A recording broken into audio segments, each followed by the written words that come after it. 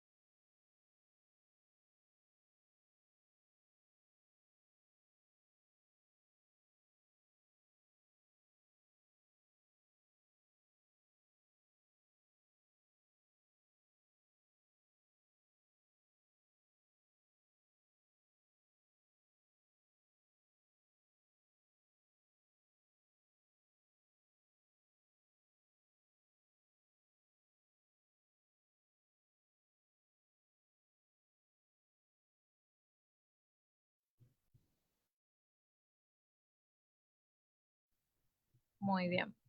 Avísenme cualquier cosa si no se escucha bien, pero ahí por lo menos creo que ya me muestra la pantalla compartida.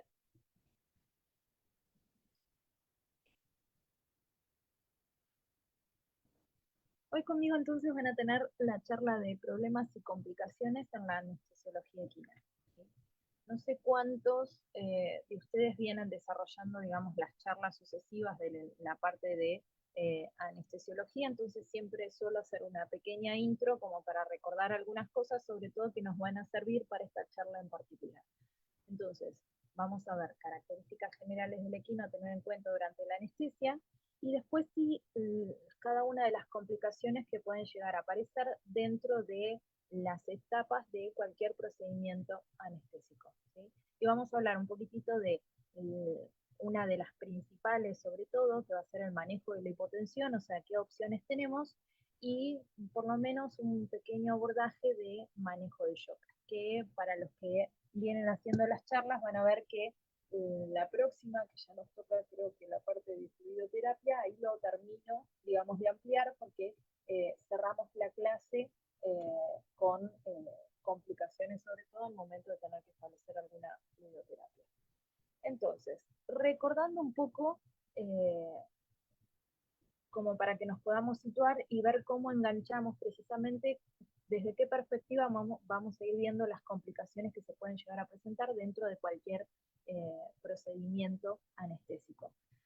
Tenemos que tener en cuenta que todo procedimiento va a ser inducido por fármacos, y estos tienden a deprimir entonces la actividad del tejido nervioso, ¿sí? A nivel local, puede ser a nivel regional, o del sistema nervioso central. Esto tiene que ver con el nivel, digamos, de anestesia que nosotros estemos trabajando. Acá hago referencia a si utilizamos, digamos, técnicas de anestesia loco-regional sobre todo, o si ya vamos a algún procedimiento que nos permita hacer una anestesia general, ¿sí? De este modo, todo procedimiento va a tratar de buscar como objetivo generar en ese individuo la inconsciencia, la inmovilización, la analgesia y la protección, sobre todo, de ese sistema nervioso que nosotros vamos a estar deprimiendo. Siempre vamos a tener que adaptar el procedimiento al tipo de paciente que tengamos, a la cirugía, al tipo de cliente, al escenario. Con esto me refiero a si son cirugías a campo o planificadas digamos, en una unidad clínica, en un quirófano, por ejemplo, o si son cirugías de urgencia, donde quizás no tenemos a veces tantas herramientas y tenemos que improvisar rápidamente, por lo menos con lo que tenemos, ¿sí? Siempre vamos a tratar de buscar llevar adelante procedimientos que nos permitan implementar una anestesia que sea balanceada. Eso quiere decir que vamos a estar combinando esos diferentes grupos de drogas, que son los que ven abajo, que eran tranquilizantes, analgésicos, relajantes musculares, etcétera, y vamos a tratar de, usando las dosis mínimas de la mayoría de estos fármacos, poder minimizar los efectos adversos, efectos secundarios que se pueden llegar a presentar y tratar de buscar lo que se llama sinergizar o potenciar los efectos al combinar muchas veces algunos tipos de drogas. El ejemplo más básico, por ejemplo, es cuando hacemos la neuroleptonalgesia, ¿sí? Que si recuerdan es la combinación básicamente de algún agente que actúe como tranquilizante y un opioide. También tenemos que tener en cuenta que teníamos dos grandes técnicas, si se quería, de procedimientos anestésicos, los que implementaban una anestesia fija y una anestesia inhalatoria, y en el medio nos quedaba la piba, que era esa anestesia parcial intravenosa, que lo que hacía era, nos permitía utilizar a chance, ¿sí? O infusiones, que muchas veces tienen como función no solo mejorar la analgesia del procedimiento quirúrgico que estamos llevando a cabo, sino que dentro de lo que es una anestesia inhalatoria muchas veces nos permiten reducir la concentración del agente inhalado que nosotros estamos usando, que tiene una tendencia, sobre todo en procedimientos que tienden a hacerse largos, más que nada a, por ejemplo, la hipotensión. Entonces, uno al poder utilizar esta clase de técnicas, o sea, combinar la inhalatoria con una piba, vamos a lograr, por lo general, mantener anestesias un poco más estables. ¿Sí? Aparte de que es la técnica recomendada cuando tenemos que hacer anestesia, sobre todo de larga duración. Una anestesia fija ustedes la iban a implementar sin problema para procedimientos cortos, que eran hasta 30 minutos, de 30 a 60 minutos, ya largos cuando nos íbamos hasta 90, perdón, medianos cuando nos íbamos hasta 90 minutos, ¿sí? De 60 a 90 minutos, y para los largos ya ahí quizás no es tan aconsejable, pero bueno, a veces no tenemos muchas opciones según los medios donde nos estemos desempeñando y no queda no nos queda otra opción más que elegir la mejor combinación de drogas aplicando una TIVA para poder llevar adelante algún procedimiento acá. Y lo que sí van a tener que tener en cuenta cuando ustedes elegían estos tipos de técnica eran el procedimiento quirúrgico, el mobiliario, la inversión inicial que ustedes iban a hacer para poder llevar a cabo alguna de estas técnicas, la movilidad del animal, que muchas veces es una condicionante importante, no solo por la patología, por ejemplo, que lo esté afectando, sino por la locación de ese animal en sí también, y las posibilidades desde ya del propietario, ¿sí? Porque los costos, sinceramente, no son los mismos. ¿Sí? Y lo que íbamos a veces a dejar de tener en cuenta es sobre todo el hecho de que el anestesista debería de tener la posibilidad de estar preparado como para afrontar cualquiera de las dos situaciones, tanto una anestesia fija como una anestesia inhalatoria. ¿Qué íbamos a tener en cuenta siempre que fuésemos a llevar adelante un procedimiento anestésico en un equino? Bueno, indagando siempre durante la anamnesis, sobre todo, que ustedes van a hacer sobre el propietario, o que lo van a tener que charlar con el clínico que viene atendiendo a ese paciente, si no tienen oportunidad de charlar con el propietario, si ese animal venía con medicaciones previas, lo del peso, que lo charlamos siempre, porque va a estar relacionado a complicaciones posibles que pueden aparecer si ustedes no hacen un ajuste lo más cercano posible al peso de ese animal, para poder dosificar de un modo más correcto e inclusive objetivo las drogas que ustedes van a estar utilizando, ¿sí? Y porque después uno planifica un montón los procedimientos anestésicos y no resultan como nosotros esperamos, ¿sí? La edad del animal, ¿sí? Porque tengan en cuenta que no va a ser lo mismo dormir o anestesiar en realidad un animal de 15 días, de 2 meses, de 2 años o de 20, ¿sí? El tamaño y la conformación de las grandes masas musculares, también les va a interesar por posibles complicaciones que las vamos a ver, que se van a dar sobre todo durante la recuperación, que están muy asociadas a las miopatías, a las neuropatías, ¿sí? Digamos, el peso que infringen por la dimensión inclusive y el volumen que ocupan dentro de las cavidades, las vísceras abdominales, la capacidad respiratoria de ese animal, es peor, sinceramente, el decúbito dorsal que el decúbito lateral, ¿sí? Si viene con patologías concomitantes, o sea, si viene acompañado de algo más ese animal, y el motivo de la cirugía. siempre que tengan posibilidad, traten de hacer esto de una valoración prequirúrgica de ese paciente, o sea, tratar de pedir sobre todo los complementarios, ¿sí?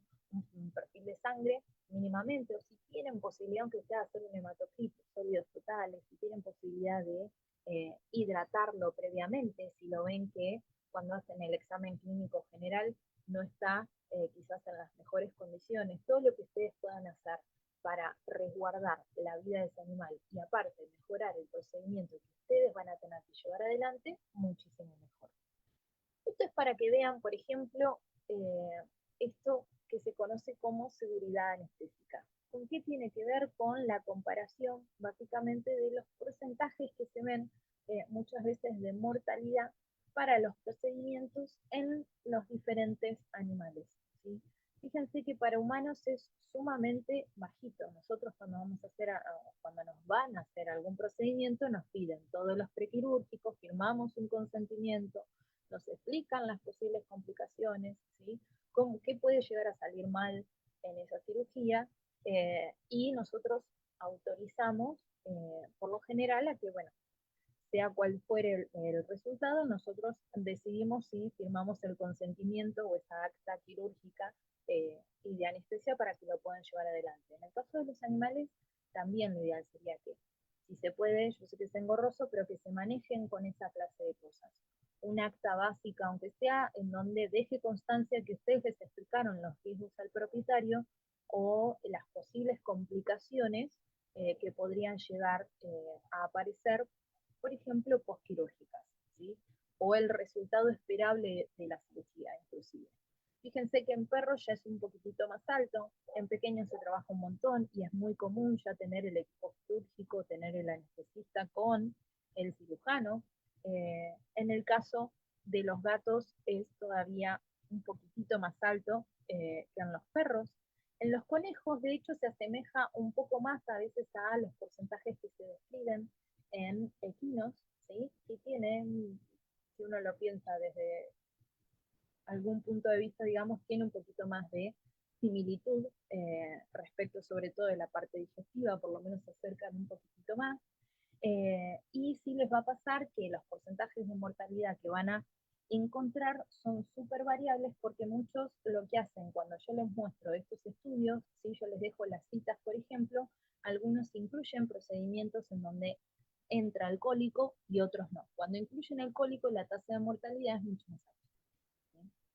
Pero por lo general estamos entre el 0,6 al 1,8%, algunos llegan hasta el 5% cuando se describen caballos que estén cursando con alguna alteración, sobre todo sistémica, y en otros, por ejemplo, podemos encontrar algunos porcentajes mucho más bajos que llegan al 0,9% en equinos que, lo que les decía, son sometidos a procedimientos de diversas patologías, pero en donde no están incluyendo básicamente el cólico.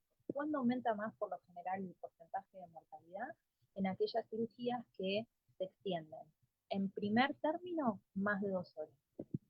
Y muchísimo más si se extienden más de 4 horas. Ese estilo de cirugías usualmente obedece más a las cirugías de cólico, las que son bien extensas, eh, bueno, y ahí es mucho más frecuente quizás que encontremos una tasa de mortalidad mucho más alta, ¿sí? Pero fíjense lo variables que son los reportes y tiene que ver con el tipo de procedimiento quirúrgico que incluyen. Yo les describo, por ejemplo, donde dice características en esa columna, cuáles son los casos que ellos toman en cuenta para obtener ese porcentaje, básicamente, ¿sí? Y el primer estudio en realidad lo que hace es comparar porcentajes de mortalidad en función de diferentes autores registrados en distintos momentos.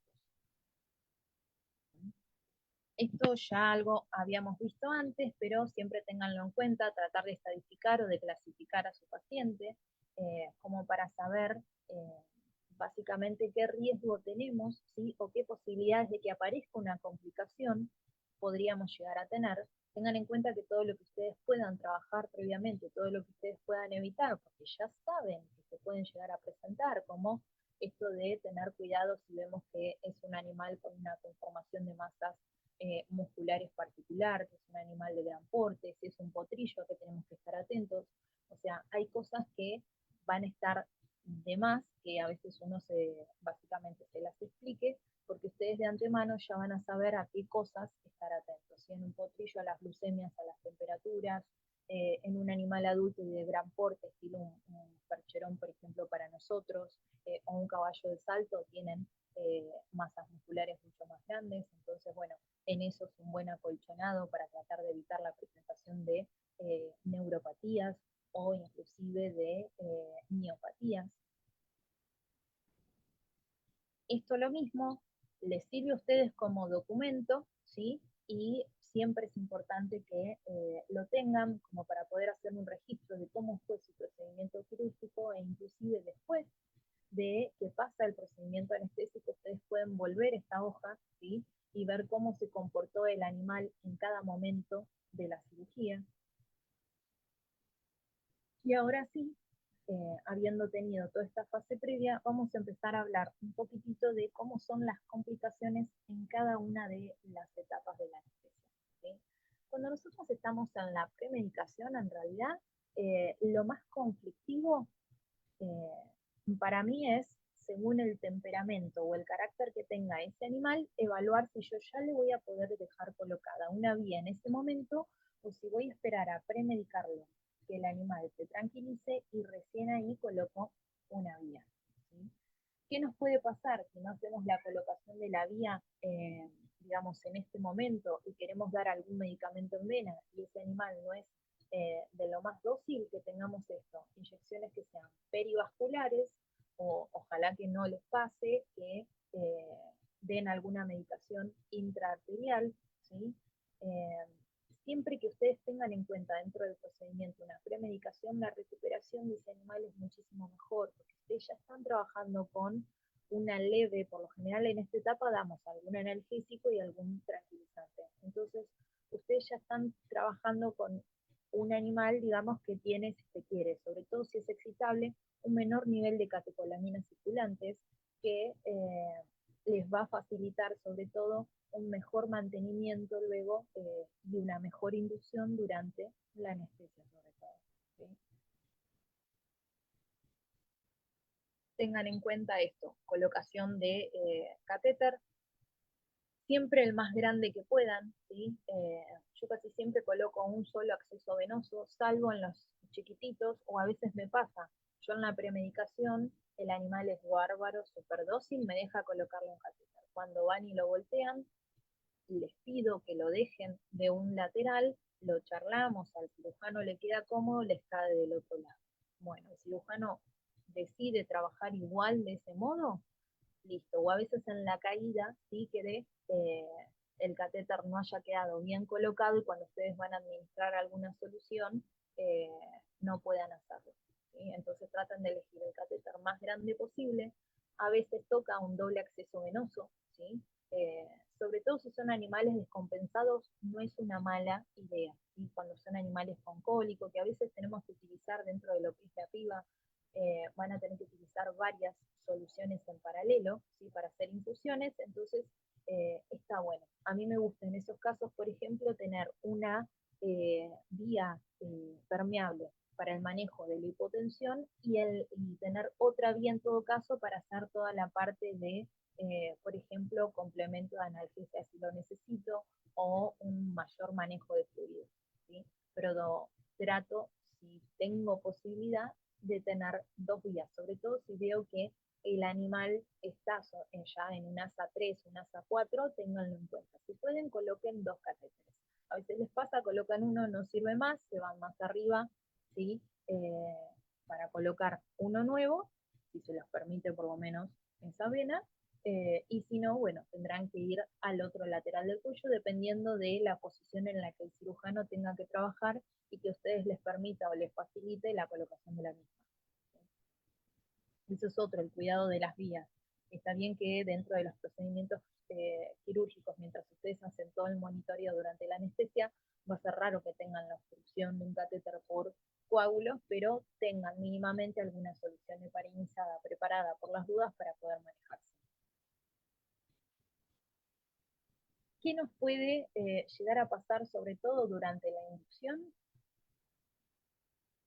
Si ustedes no calcularon bien la dosis en función del peso del animal, muchas veces pasa que uno está esperando que este animal caiga y no cae en el tiempo que uno quisiera.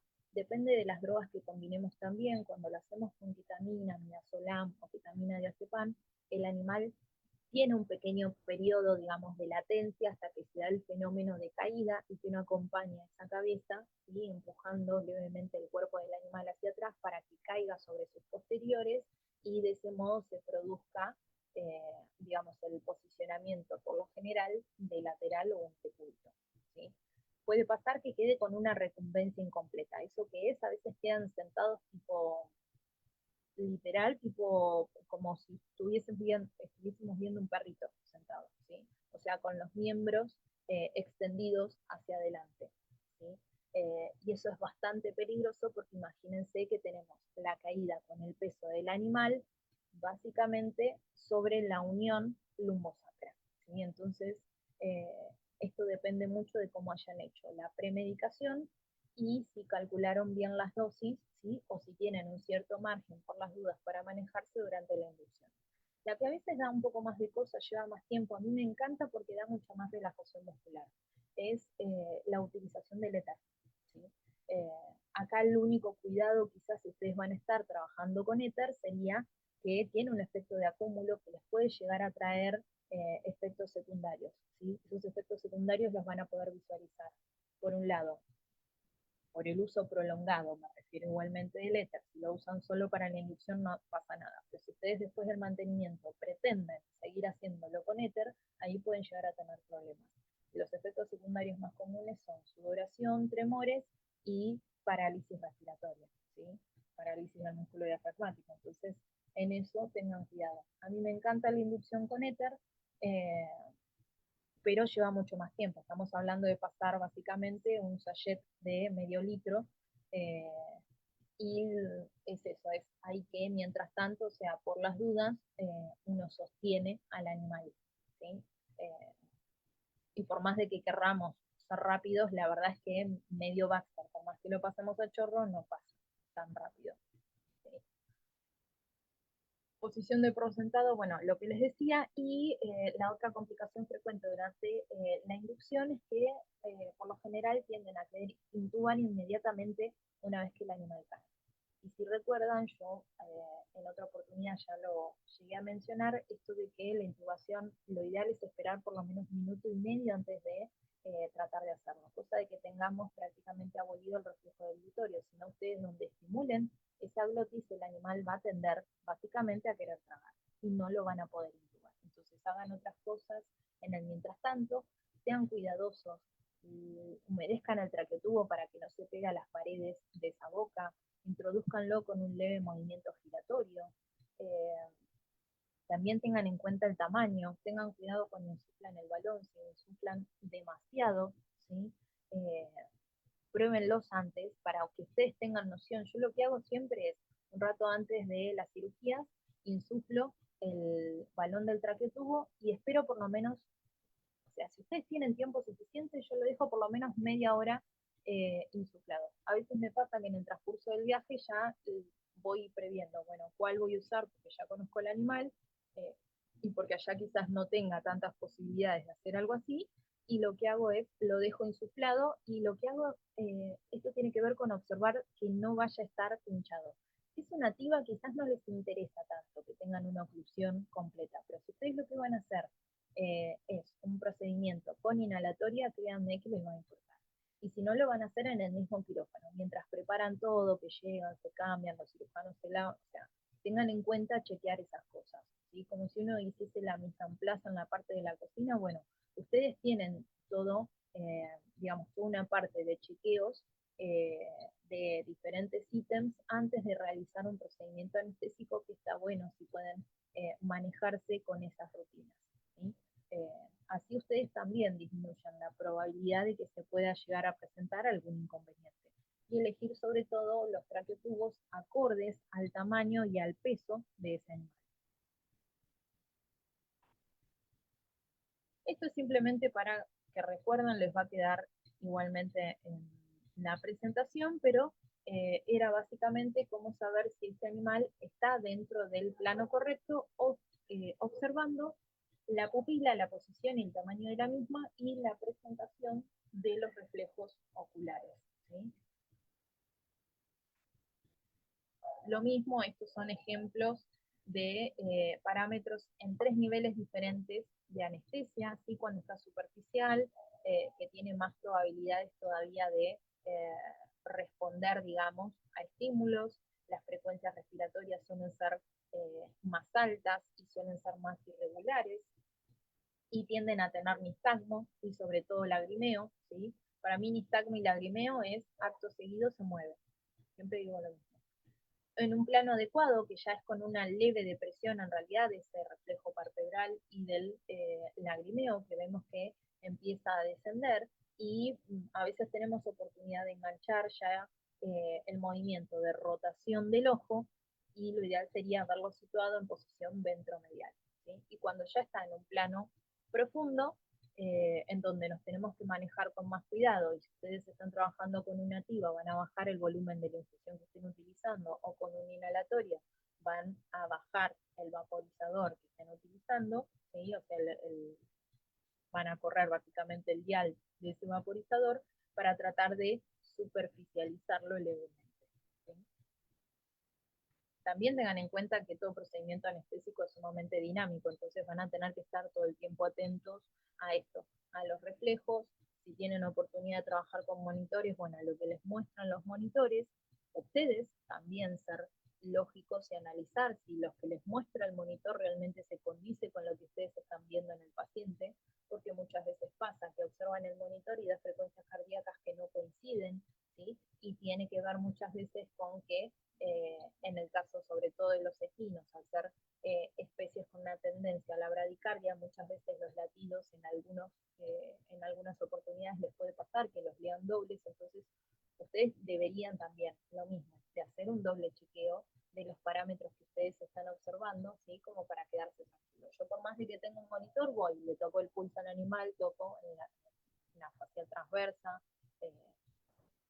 que es la que usualmente me queda más a mano, que no tiendo a utilizar tanto para hacer presión invasiva, pero sino en la arteria que ustedes prefieran, y controlo a ver que el pulso condice. Si tienen posibilidades, porque no molesta por el estilo de cirugía que están haciendo, lo ocultan. Si no, ven el pulso básicamente sobre la vena yugular, ¿sí? Para ver si se condice realmente con lo que ustedes están observando en el monitor inclusive, ¿sí? O van a ir controlando ustedes mismos la coloración de las mucosas, que se debería de condecir también un poco con la saturación que ustedes van a ver reflejado, el tiempo de llenado capilar, ¿sí? Todas esas cositas ustedes las van a tener que ir cotejando todo el tiempo. Ahora, durante entonces el mantenimiento, lo más frecuente que se pueden llegar a encontrar suele ser los fenómenos de hipoventilación, ¿sí? Que es muy común que el animal empiece a descender la frecuencia respiratoria, sobre todo si trabajan con inhalatoria. Se pueden encontrar con hasta 4 respiraciones por minuto. Ustedes y sobre todo si es la espontánea, o sea, donde no tenemos básicamente un ventilador, ¿sí? Como para programar cuántas respiraciones por minuto tenemos, y nosotros teniendo una bolsa, lo que vamos a hacer es, en el caso de que sea necesario, porque vemos que o la saturación baja o la frecuencia respiratoria de este animal desciende incluso a menos de 4, lo vamos a ayudar nosotros a ese animal para que respire, ¿sí? O para mantener una frecuencia mínima. Entonces la hipoventilación es frecuente, las apneas, ahí ustedes lo van a tener que estar ayudando todo el tiempo, o para corregir esas hipoxemias, ¿sí? Solución en el caso de las TIVas, siempre recuerden que si pueden intubar al animal, va a permitir que estos fenómenos se presenten por lo menos con menor impacto, ¿sí? El equino tiene una tendencia en realidad a que estos tres se sucedan. Las apneas son más raras igualmente, contivan rarísimo. O esto, ya si tienen una apnea implica que se fueron más del plano profundo, ¿sí? Pero las hipoxemias, pasados los 30 minutos, empiezan ya, digamos, a presentarse. La ventaja que tiene, si se quiere, el equino es que es un poquitito más tolerante, ¿sí? pero aún así, siempre que puedan trabajar con el animal intubado, muchísimo mejor, más que nada porque esas hipoxemias también no son gratuitas, ¿sí? Eso quiere decir que muchas veces hacen que las recuperaciones no sean las más agradables. En el caso de los equinos, por lo general se estima que si tenemos una saturación del 90%, ¿sí? Vamos a estar hablando de alrededor de una presión parcial de oxígeno de 54 milímetros de mercurio, ¿sí? A ver. ¿Qué pueden llegar a observar cuando aparecen estos fenómenos de hipotensión y de baja perfusión? Pueden ver mucosas pálidas, aumento del tiempo de llenado capilar, disminución de la presión arterial, ¿sí? Pueden aparecer arritmias y la bradicardia sobre todo, que van a estar reduciendo ese gasto cardíaco y que van a estar dando como resultado la hipotensión, ¿sí? Esto va a ser a veces un poco más frecuente si ustedes lo que están utilizando son alfa-2 agonistas.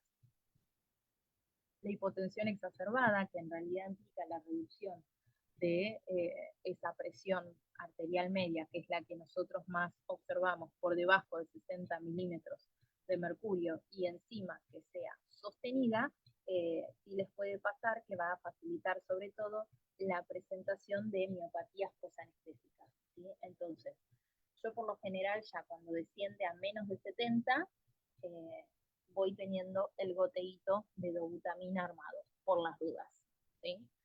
Con la TIVA lo mismo, es más difícil quizás que ustedes tengan fenómenos de hipotensión, a veces está más asociado al estilo de drogas que utilizamos, más que nada por la ketamina, pero sí les va a pasar que usando alfa-2 agonistas tienen un poco más de tendencia, ¿sí? Y es más frecuente esto, que quizás podamos observar algún tipo de arritmia, que se supone que en el caso de combinarlo muchas veces con la ketamina, estas desaparecen. De hecho, ahora lo vamos a ver en un ratito, pero pueden aparecer algunas arritmias que tendrían que desaparecer con la implementación de algunas drogas. ¿Qué podemos hacer en estos casos? Las opciones podrían ser o aumentamos el volumen de fluidos cuando empezamos a observar hipotensión, ¿sí? Ya les digo, yo cuando estoy en menos de 70 ya lo empiezo a, a, mirar para ver si inicio con el goteo de dobutamina, ¿sí? Una vez que lo inicio, eso es otra cosa, no lo corto más. Lo que sí puedo hacer es mantenerlo en la menor tasa de infusión posible, ¿sí? Y también tiene un efecto, si se quiere, dosis dependiente. A lo que voy es que a veces pueden empezar a observar una cierta taquicardia y si ustedes reducen la tasa de infusión, eso se corrige, ¿sí? Entonces, las opciones, siempre que tengamos algún evento de hipotensión, puede ser aumentar el volumen de fluidos, por lo menos si el animal lo permite, reducir la entrega de agentes inhalados, si ustedes están trabajando con anestesia inhalatoria, combinándolo con drogas endovenosas. Esto tiene que ver con las anestesias balanceadas. Siempre que ustedes combinen con algún adjunct, les va a permitir trabajar con concentraciones alveolares mínimas, o sea, con la cantidad de anestésico inhalado que ustedes van a estar entregando menor, ¿sí? Y esto va a hacer que el impacto quizás de la hipotensión sea menor, ¿sí? El uso de agentes sinotrópicos, ya en último término, o vasopresores como la dobutamina, que es, yo les diría, el más comúnmente utilizado. Luego les voy a mencionar por lo menos cómo suelo preparar yo la infusión, ¿sí? También para que lo tengan en cuenta y simplemente a modo recordatorio, sepan que trabajamos por lo general observando la presión arterial media, ¿sí? Que mínimo la van a establecer en 70. Presión arterial diastólica, recuerden que estamos alrededor de los 80 milímetros de mercurio, y presión arterial sistólica en 120 milímetros de mercurio, ¿sí?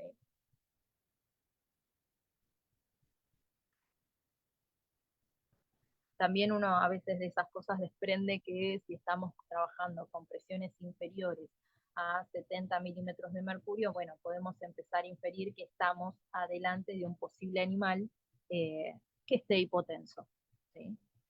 En animales sobre todo comprometidos o que no están estables metabólicamente, que no pueden mantener una presión arterial media entre 60 a 70 milímetros de mercurio durante la anestesia, usualmente lo que hacemos es ya no trabajar con la presión arterial media, y nos vamos a ir a trabajar con la presión arterial diastólica.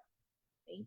Y en este caso van a ver que, si ustedes observan, es más común verlos en cólicos que entran totalmente descompensados, pero si ustedes tienen presiones arteriales diastólicas sostenidas de entre 30 a 35 milímetros de mercurio, prepárense porque lo más seguro es que tengan problemas, o sea que les van a aparecer todas las complicaciones habidas y por haber.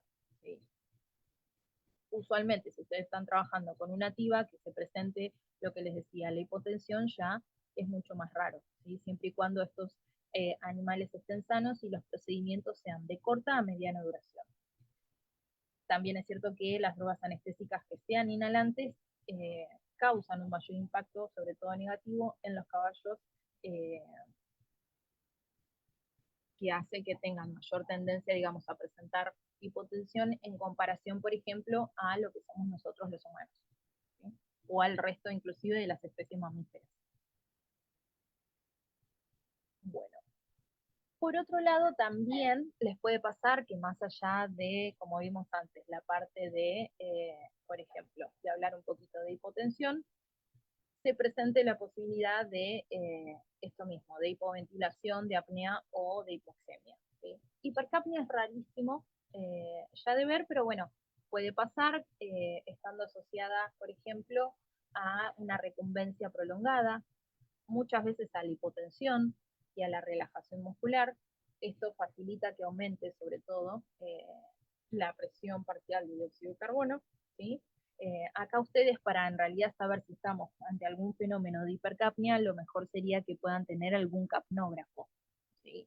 Eh, que por lo menos para nosotros acá son implementos ya muchísimos más caros, ¿sí? Está buenísimo cuando podemos monitorear capnografía, ¿sí? Pero bueno, ya los costos son mucho más elevados, sobre todo del monitor que implica. Ahora vienen unos, digamos, accesorios que se pueden poner y o se puede pedir para hacer la conexión, pero lo más normal es que vengan asociados al monitor. Los que se conectan son más típicos quizás o vienen más preparados para pequeños, ¿sí?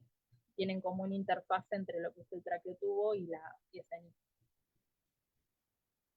Hipoxemia, que acá sí es un poco más común, ¿sí? Lo que decíamos hoy de que se pueda llegar a presentar, sobre todo cuando los procedimientos se empiezan a extender, si no estamos trabajando con un animal intubado, y factores que pueden predisponer la presentación de hipoxemia van a ser el decúbito dorsal y la distensión abdominal, sobre todo. ¿No?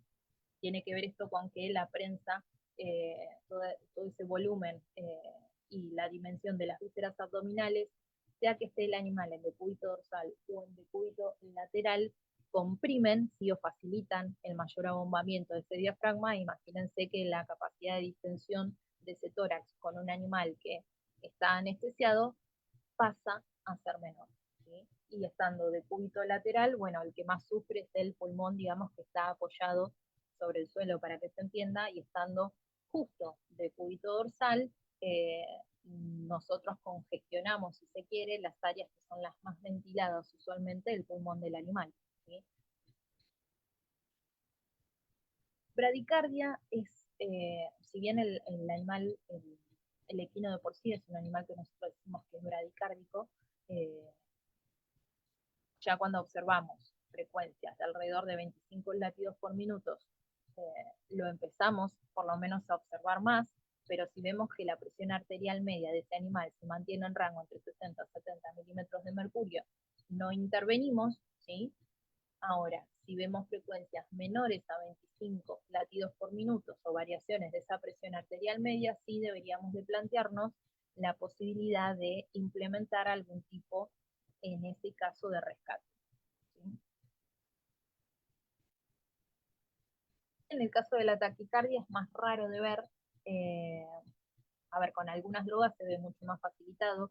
Si tenemos fenómenos, sobre todo, que generen dolor y no tenemos un buen plano anestésico, van a ver que el animal va a empezar con fenómenos de taquicardia, ¿sí? También hay que tener en cuenta que uno dice, bueno, frecuencias cardíacas superiores a 50, pero para yo hablar de esto necesito conocer cuál es la basal de mi animal, ¿sí?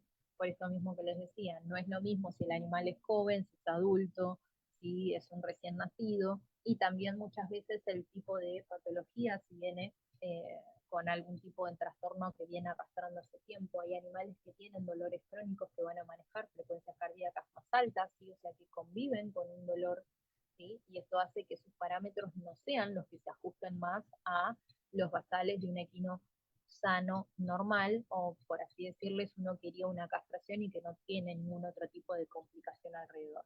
¿Sí? Si en este caso siempre que vean taquicardia, descarten desde ya que no tengan ninguna alteración del volumen vascular, o sea que acá es el trabajo conjunto con el cirujano, en el sentido de saber que no tenemos ninguna hemorragia activa sobre la que quizás el cirujano tenga que estar trabajando. Si tenemos posibilidades de saber cómo está la presión parcial de oxígeno y la presión parcial de dióxido de carbono, y lo que les decía antes, la profundidad sobre todo, no solo anestésica, sino analgésica. ¿Sí? ¿Sí? Hay fenómenos que generen dolor, inevitablemente una de las respuestas tiende a ser modificar, por ejemplo, la cardíaca o la respiratoria. Ustedes lo van a tener que cotejar con la evaluación que van a hacer ustedes de ese animal durante el monitoreo. ¿Sí? Les puede pasar que inclusive el animal empiece a rotar el ojo de vuelta o que vuelva el lagrimeo, etc. ¿Sí? Acá lo que uno puede evaluar si tenemos taquicardia es si es necesario. ¿Sí? Si vemos que descartamos, por ejemplo, que no es por falla de la profundidad analgésica, que básicamente es que se esté muchas veces superficializando ese animal, ¿sí? Que no es porque tengamos alteraciones del volumen vascular, no hay ninguna hemorragia activa ni nada que se lo esté generando, que la presión parcial de oxígeno y la de dióxido de carbono ya la corroboramos. Bueno, en algunos casos se puede recurrir al uso de alfa-2 agonistas como para reducir levemente esa frecuencia cardíaca. ¿Sí? Y el más común sería una dosis de silacero.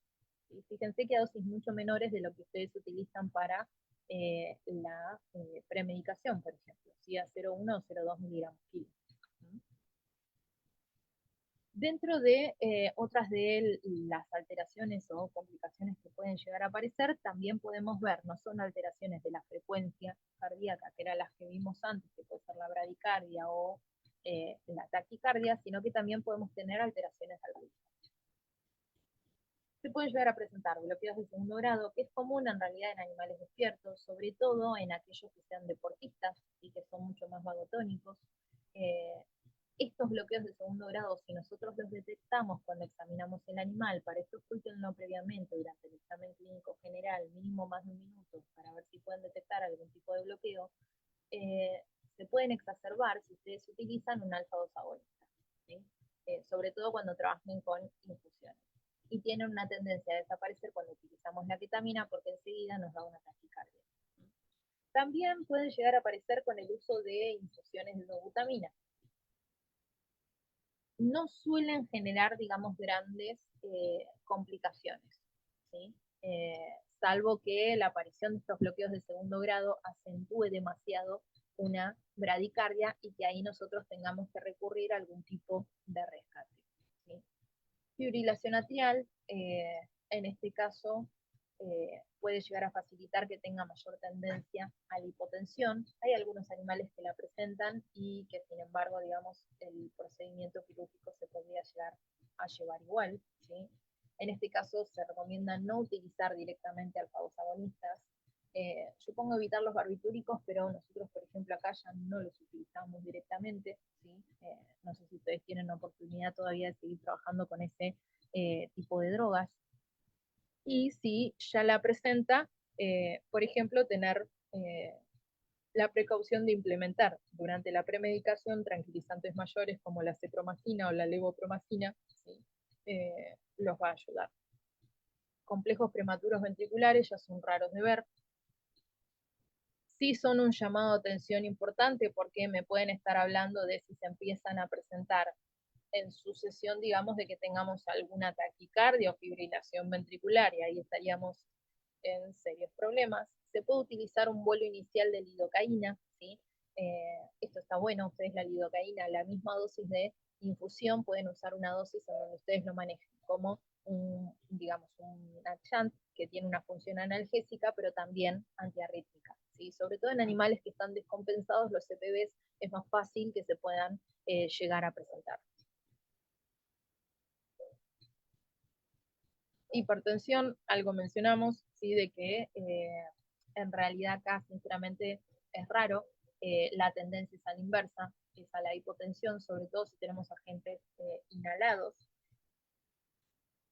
Anestesia incompleta o inadecuada, acá tiene que ver con esto de si no estamos observando con qué plano del animal estamos trabajando, ¿sí? Si ustedes están trabajando ya de un modo superficial, ese animal está lagrimeando o con nistagmo, puede tener facilidad para moverse, y esto puede deberse o a una falla en nuestro monitoreo o a veces a la subdosificación, ¿sí? De las drogas que estamos utilizando, ¿sí? Durante la recuperación, ¿qué es lo que nos podemos encontrar? Bueno, acá lo primero que van a tener que tener en cuenta es en qué momento decidimos que el animal está apto para levantarse, ¿sí? Eso como primer término. Ahí se van a dar cuenta que van a tener que controlar el tono muscular de la lengua, ¿sí?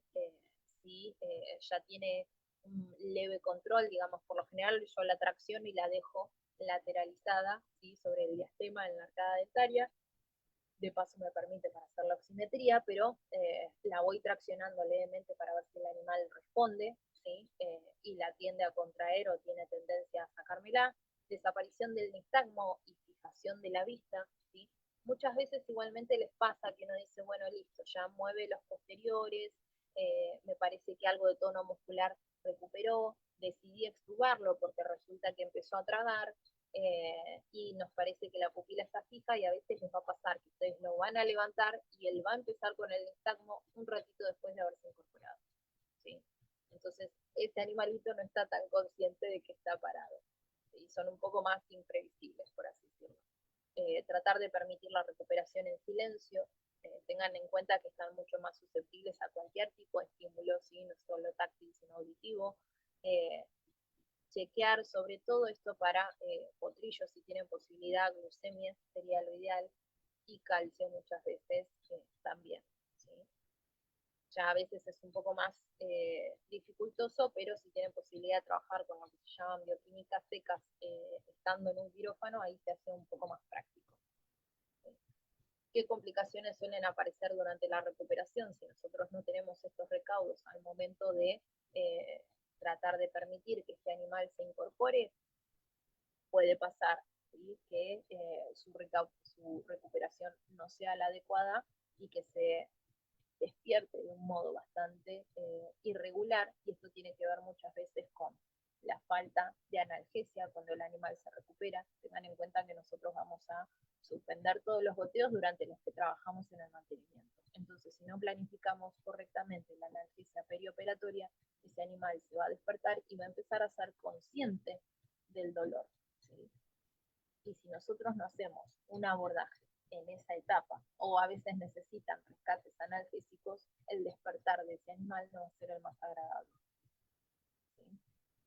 Fenómenos de excitación, dependiendo de las drogas que hayamos utilizado. Acá es más común si lo que utilizamos estiva, porque con la ketamina muchas veces las recuperaciones no son las más lindas, el temperamento también, si el animal no está acostumbrado a que lo toquen y de golpe se encuentra con personas encima o que lo están manipulando, va a querer levantarse y establecer una distancia así de fuga de nosotros, y básicamente, o lo más probable es que el cuerpo no le responda como ese animal desea, y eso va a facilitar que se puedan llegar a presentar fenómenos como, por un lado, heridas de tejidos blandos, que es muy común a veces que se lastimen, ¿sí? O fracturas. Para evitar todo esto también uno tiene que tener en cuenta que podemos trabajar con sistemas de recuperación que implican no solo el box de recuperación acolchado en las paredes, sino también el piso. Algunos trabajan con un sistema de poleas para la cabeza y la cola, entonces esto le da estabilidad al animal al hacer el intento por levantarse. Otros, mientras están todavía en decúbito lateral, lo que hacen es fijar la zona del cuello, entonces con eso le quitan la palanca para que el animal complete el movimiento elevando la cabeza, para dar el impulso para poder incorporarse cuando todavía por lo menos no están, digamos, en condiciones, ¿sí? Las fracturas de hecho no son tan raras. yo digo, son de hecho bastante frecuentes cuando lo que se hizo fue reparar una fractura. Muchas veces tiene que ver, y esto siempre se le advierte al propietario, con las posibles complicaciones precisamente que pueden llegar a aparecer, ¿sí? Sobre todo durante la recuperación, donde el animal hace palanca con el miembro que nosotros resguardamos como para que trabaje lo menos posible, porque muchas veces tenemos yesos, porque a veces la colocación de los implementos que haya utilizado el cirujano, de los yesos inclusive para darle movilización, no es, digamos, la ideal o como el cirujano quisiera, y un mal movimiento del animal, ¿sí? Puede facilitar que se presente una fractura, muchas veces por encima de la resolución quirúrgica del anterior, eh, en otros casos del miembro contralateral, ¿sí? Ah, por ejemplo, a mí me pasó con uno que tuvo fractura en radiocúbito, incorporándose, se fracturó el radiocúbito de la otra mano, ¿sí?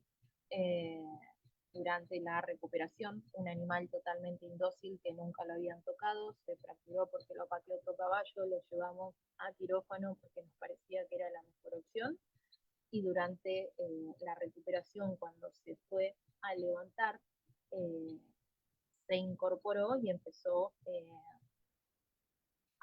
digamos, a moverse de modo descontrolado adentro del box de recuperación y se terminó fracturando la otra mano, ¿sí? Entonces, por más de que a veces uno lo planifique del mejor modo posible, también es cierto que dependemos del temperamento inclusive de ese animal. Traten de elegir siempre que se pueda. En un quirófano es mucho más sencillo porque por lo general ya tenemos todas las condiciones dadas, pero si vamos a trabajar a campo, el lugar de recuperación, ¿sí?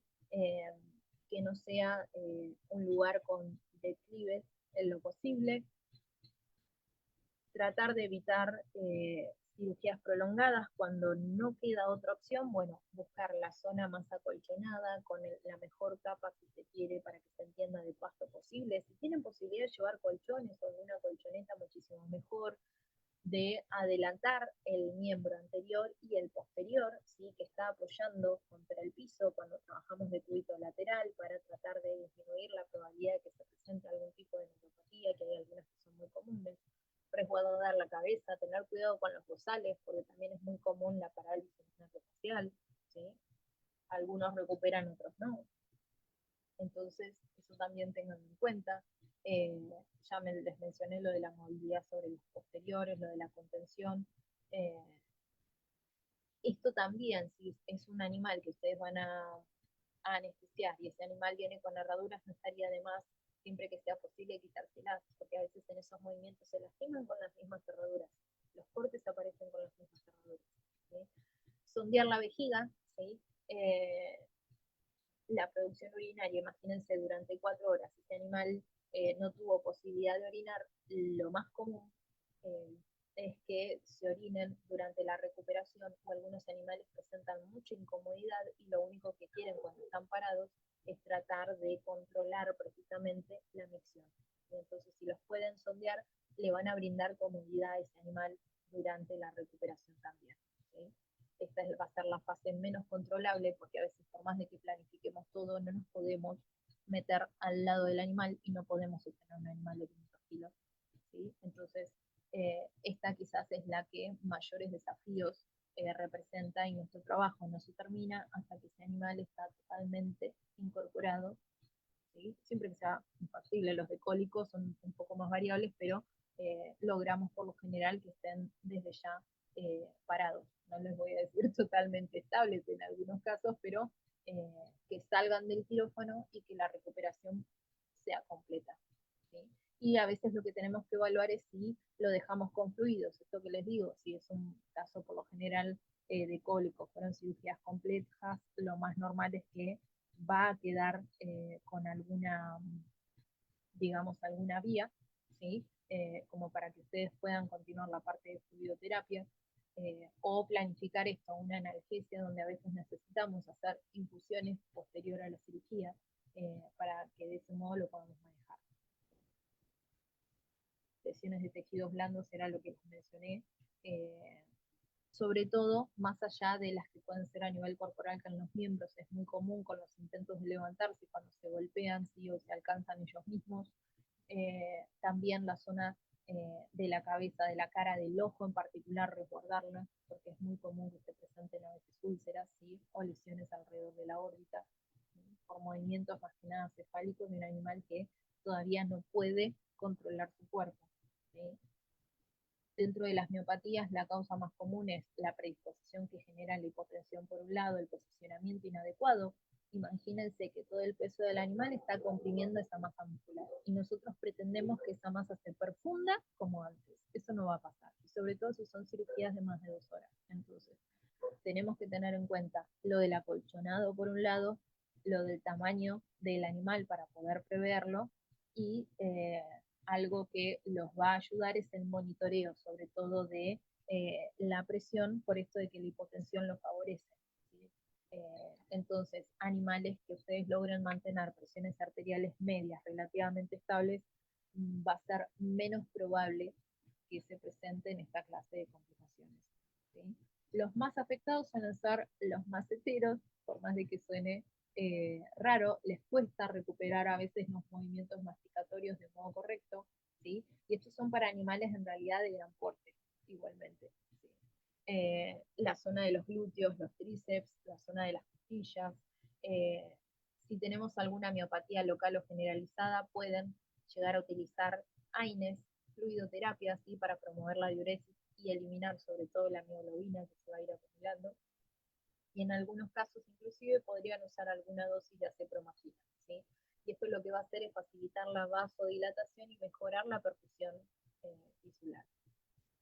No les digo que es la opción ideal, pero a veces durante la recuperación, si yo necesito extender el tiempo de recuperación y vi que fue muy inestable durante, eh, digamos, el procedimiento quirúrgico, es una opción a evaluar para poder utilizarla, ¿sí? O si vemos que se está extendiendo más de lo normal el tiempo de recuperación. Si hablábamos de una TIVA, era mínimo la mitad de lo que duró la TIVA, ¿sí? Y es una inhalatoria, es diferente porque es muchísimo más rápido. De hecho, ahí es más común que nosotros usemos algún tipo de rescate para extender el tiempo de recuperación y que el animal no se quiera incorporar tan rápido.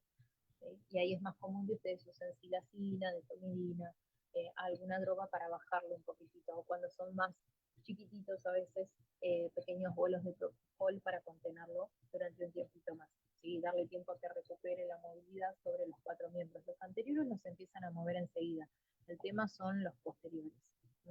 Yo a veces lo que hago es flexionárselos como para facilitar, digamos, la movilidad y me permite evaluar también a ver qué tanto responden.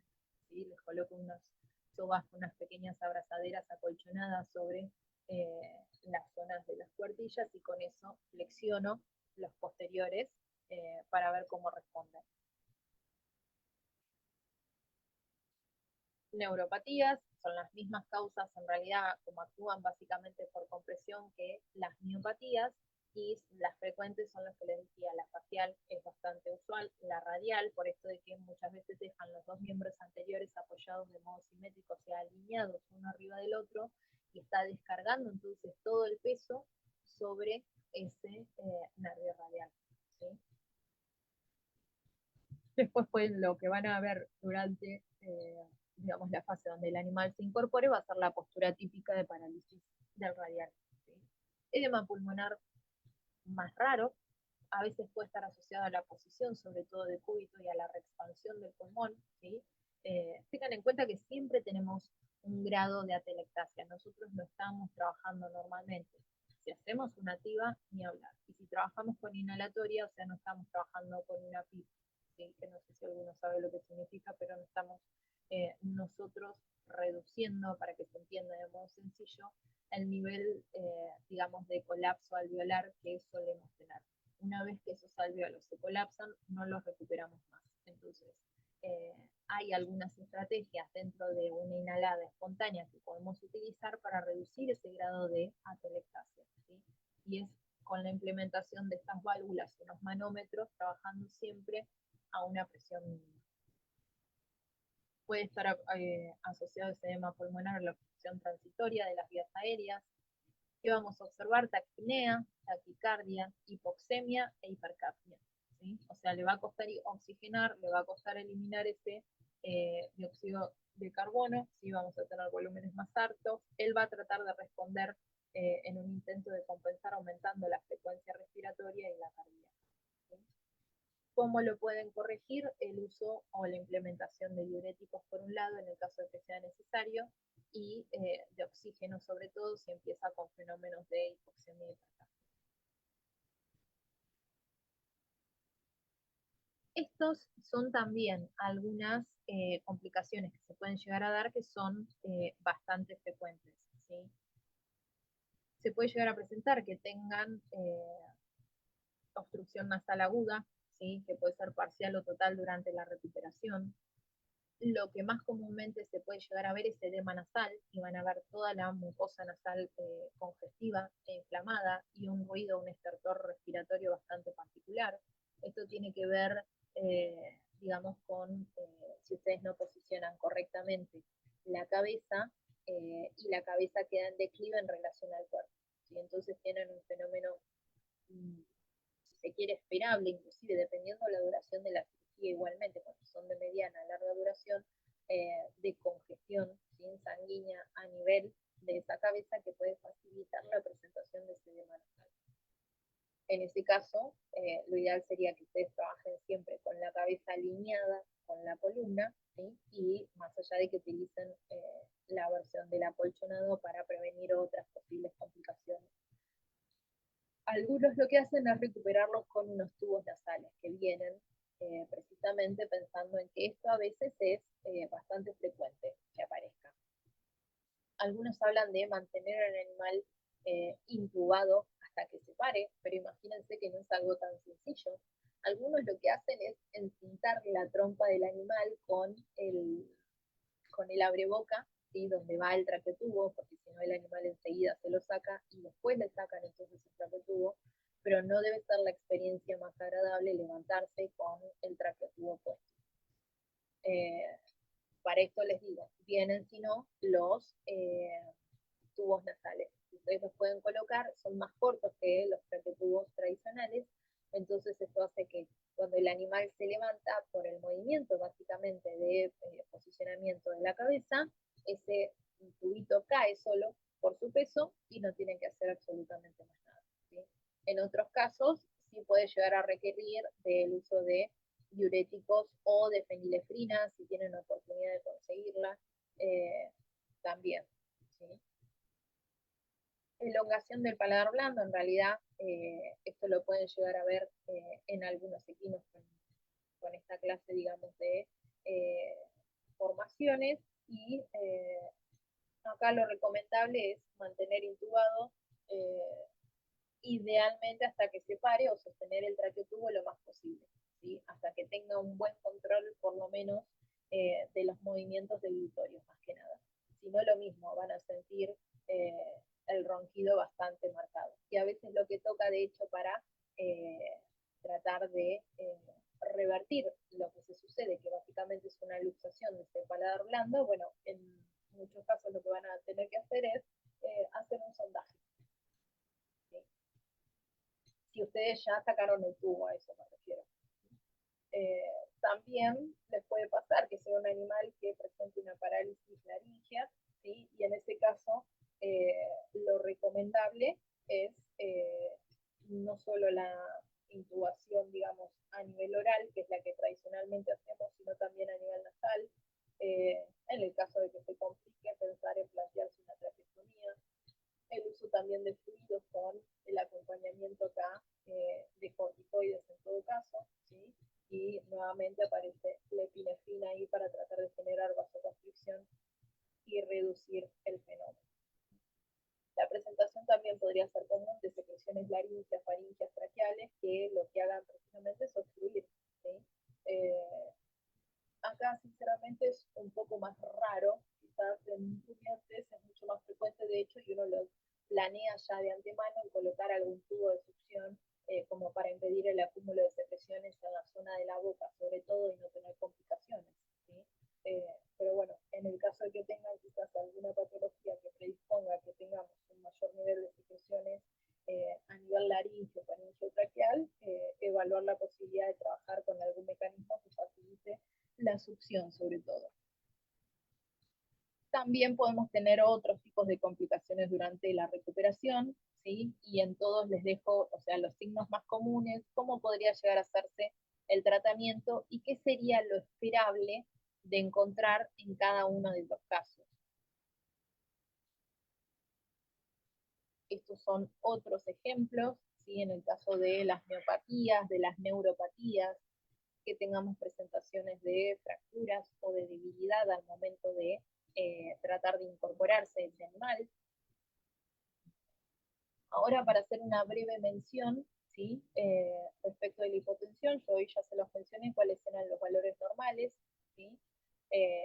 Dijimos que si teníamos que, de hecho, trabajar con un animal que ya tuviese un ASA 3 o un ASA 4, sobre todo aquellos cólicos donde es más frecuente que entran sumamente descompensados, a veces ya no miramos tanto la presión arterial media, que lo ideal es que no descienda eh, por debajo de 60-70 milímetros de mercurio. ¿Sí? Yo tomo como límite 70 normalmente, y a veces toca trabajar en animales que están descompensados con la presión arterial diastólica, ¿sí? Donde mencionamos que si se mantenía de modo sostenido alrededor de los 30-35 milímetros de mercurio, era prácticamente plantearse tener asegurados que nos aparezcan todos los tipos de descompensaciones o de complicaciones posibles.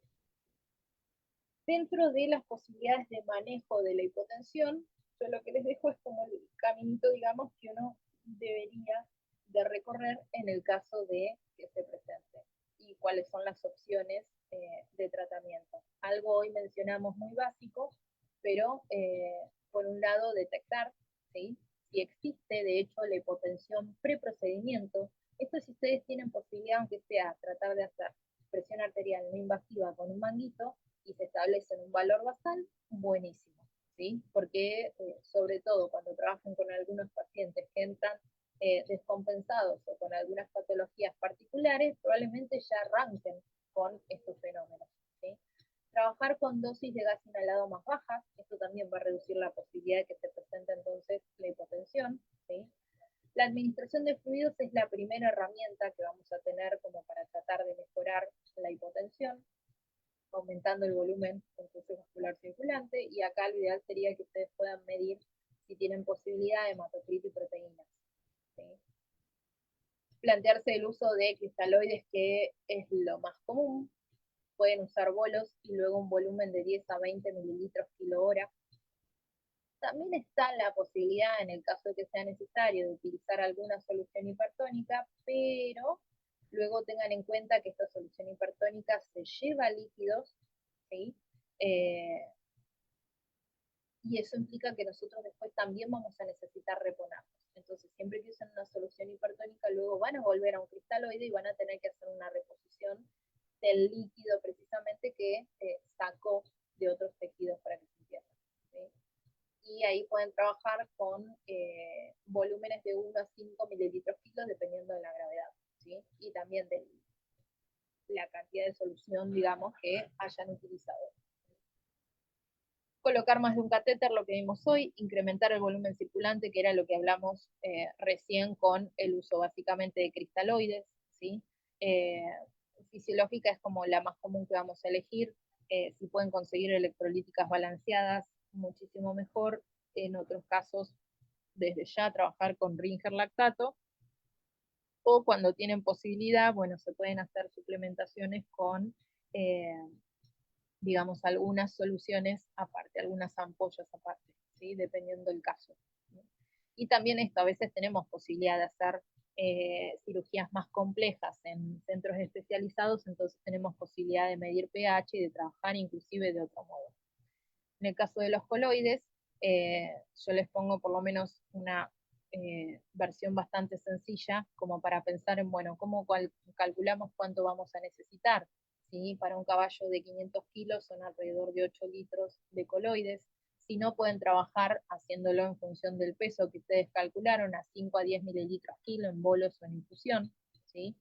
Tienen volúmenes de dosis máximos y eso lo van a tener que establecer según el tipo de coloide, sobre todo comercial, que estén utilizando, ¿sí? yo creo que después lo puse, pero también tenemos esos coloides naturales, lo que implicaría que nosotros, por ejemplo, trabajemos con plasma, ¿sí? Pero deberíamos de haber hecho antes alguna prueba por las dudas, como para no tener inconvenientes, ¿sí? O decidir si trabajamos con algún antihistamínico o algún corticoide, como para evitar reacciones. Más allá de los coloides, mejorar la contractilidad, y esto significa la implementación de soluciones como la dopamina o la dobutamina, ¿sí? Y ya más raro, pero a veces toca utilizarlos como rescates, esto de disminuir inclusive la vasodilatación, y acá en realidad pasamos a utilizar eh, epinefrina, ¿sí? O norepinefrina. Hoy acá, por lo menos para nosotros, son más fáciles de, digamos, de tener a mano, sobre todo la norepinefrina, que antes no era tan común. La fenilefrina, ya ahí se nos complica, no la tenemos eh, casi disponible,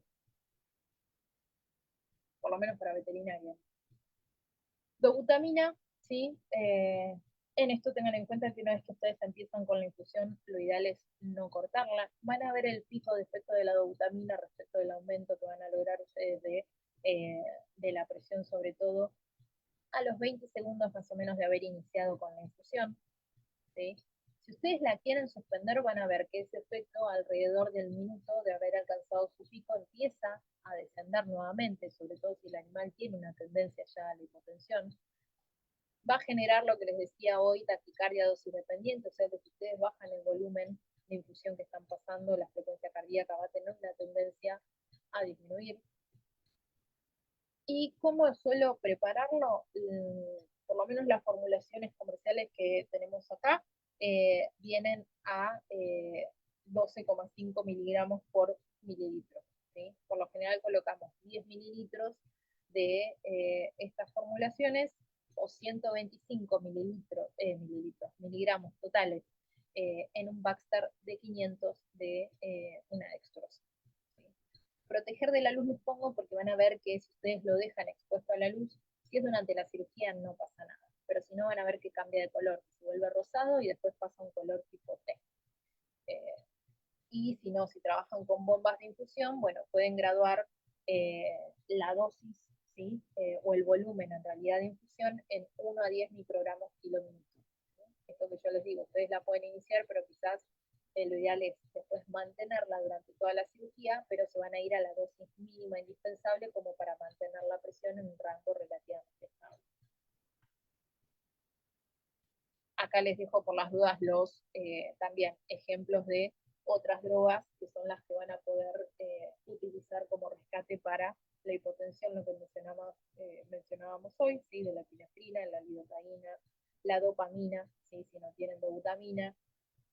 También un complemento, sobre todo en animales que sospechamos que podemos tener algún grado de endotoxemia, se recomienda el uso de meglumina de flumicina, dosis más bajas que las que utilizaríamos como antiinflamatorios y o como analgésico visceral, a 0,25 miligramos kilo endovenoso. La infusión de lidocaína, que vimos que podía tener su función analgésica, pero también antiarrítmica, e inclusive la infusión de ketamina, ¿sí? Y les dejo las dosis por las dudas, si en algún momento les toca utilizarlo. Y después, respecto del manejo del shock, acá en realidad, si ustedes tienen oportunidad de poder hacer esto, el índice de shock, que es trabajar con la frecuencia cardíaca dividido la presión sistólica, ¿sí? Que ustedes tengan, en función del resultado, cuando da más de 1 y según otros autores más de 0,9, estamos trabajando con un equino en estado de shock. Eso implica que rápidamente elijamos qué manejo vamos a implementar. Si va a ser a través del uso de soluciones hipertónicas, ¿sí? Que hoy ya lo mencionamos, o coloides anchorros, si vamos a utilizar cristaloides, fíjense el rango de volumen que podemos llegar a utilizar, que puede ser de 40 a 100 mililitros kilo hora, pero lo normal es de 40 a 50. Podemos irnos a volúmenes más altos, pero ya es mucho más raro. Bolos en adultos, ¿sí? En donde se pueden trabajar hasta 10 litros, ¿sí? O en potros, una cuestión de adecuarlo también al peso del animal, no más allá de 1 litro. Coloides de 10 a 30 mililitros kilo hora, también va a depender de la marca comercial que ustedes estén utilizando, o hay una regla sencilla que habla de utilizar 1 litro de coloide por cada 3 litros de cristaloide, ¿sí? Esto sí les va a permitir, sobre todo, mantener luego una presión, trabajando con coloides, una presión oncótica mucho más estable a lo largo del tiempo, ¿sí? Pero lo van a tener que acompañar con esto luego, con soluciones isotónicas también, o sea, con sus cristaloides normales. Y por las dudas, para la parte de manejo de shock, soluciones isotónicas son las que tradicionalmente ya conocemos, ¿sí? Nuestro Ritter, nuestra fisiológica, ¿sí?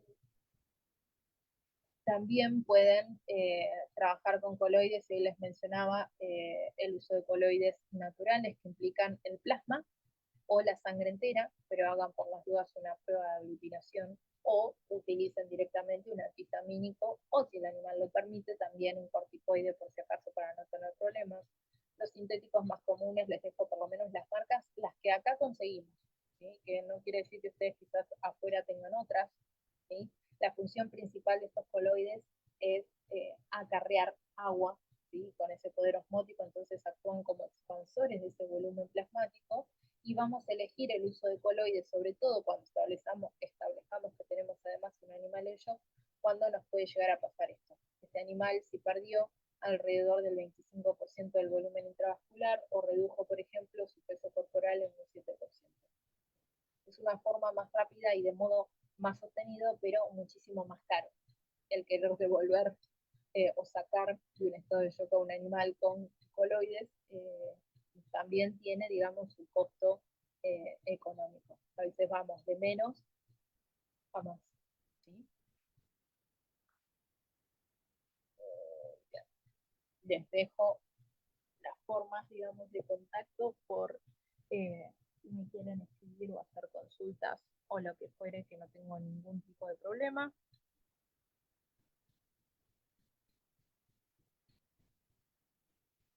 Y si alguno se anima o si quiere hacer alguna pregunta, me la quiere dejar escrita en el chat, lo mismo, no tengo ningún inconveniente.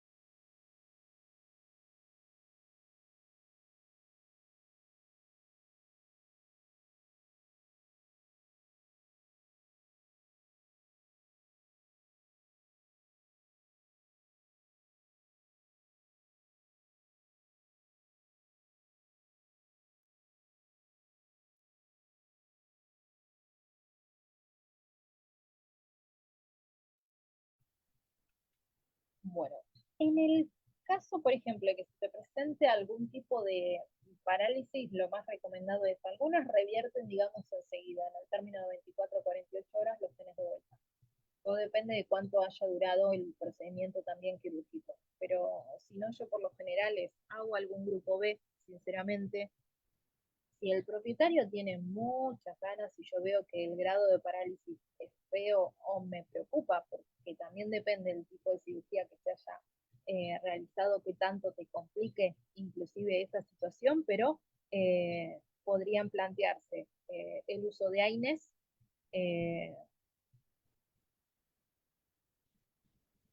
y después la verdad que en algunos casos más que los AINES elegimos directamente el uso de corticoides. Yo se los pongo como una posible, digamos, solución con signos de pregunta, eh,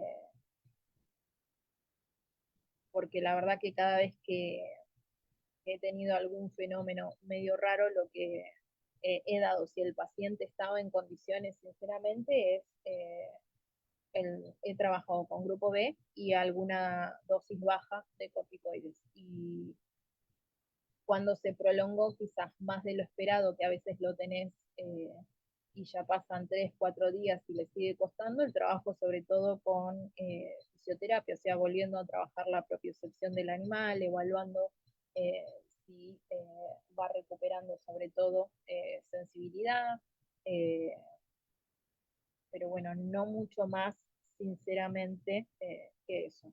¿Sí? Usualmente cuando usamos AINES y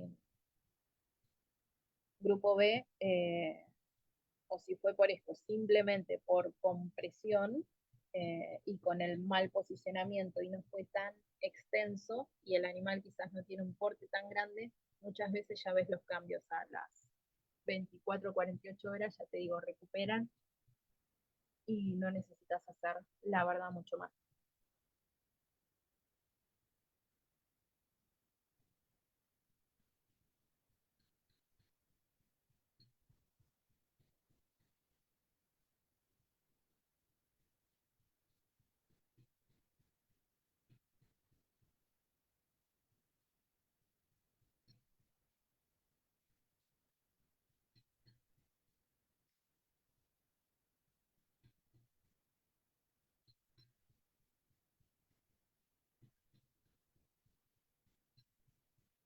Bueno, y veo que Federico no pudiste quizás estar toda la charla, pero no hay problema. O sea, en lo que quieras, o me escribís, o en la próxima, si vas a estar también, me preguntás, ningún tipo de inconveniente.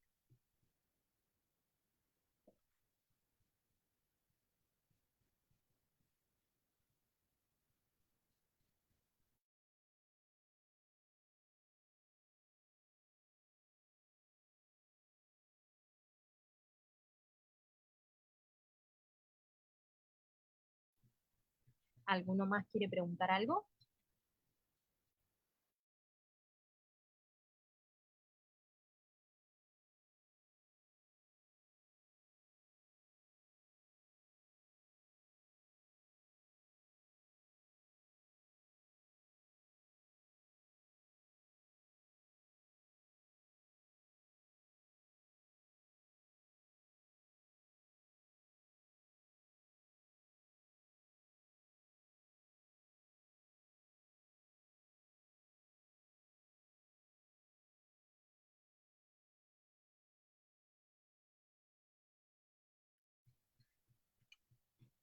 Bueno, si nadie más tiene preguntas, cualquier cosa, les repito, me escriben, no tengo ningún tipo de inconveniente, me mandan mail o como prefieran, y si no, la próxima clase, si quieren eso, si tienen dudas inclusive de las anteriores, los podemos ver, si tienen casos que en algún momento les interese discutir, los podemos ver e intercambiar opiniones, ¿sí?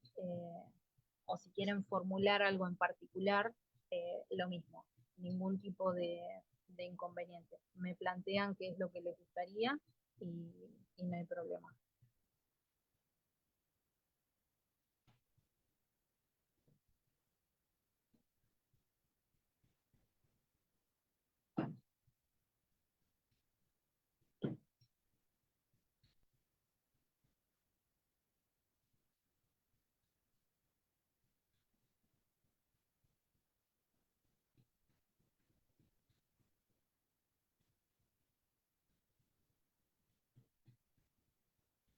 Bien, ahí leí la de Pedro.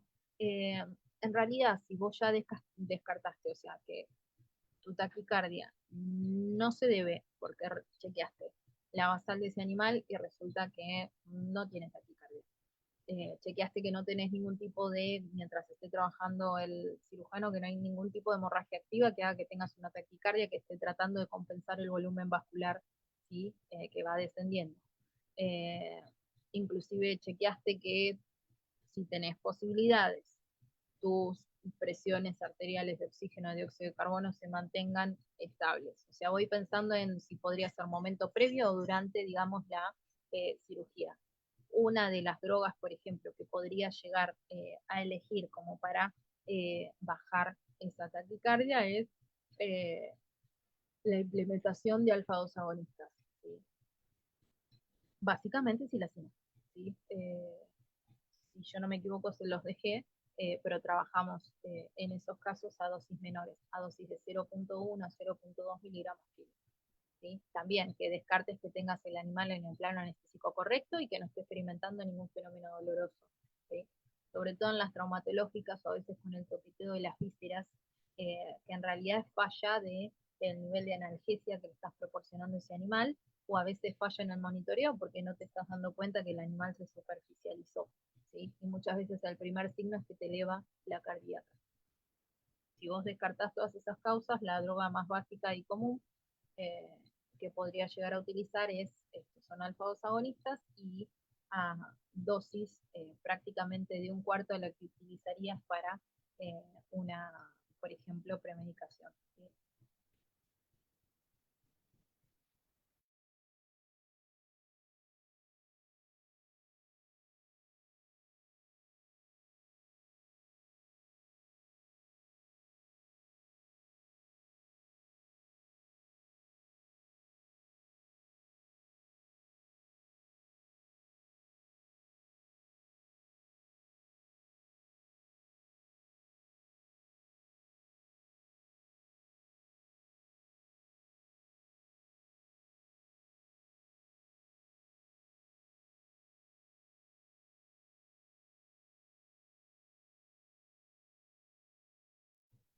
Bueno, si no hay más preguntas, entonces les agradezco a todos por haberme escuchado.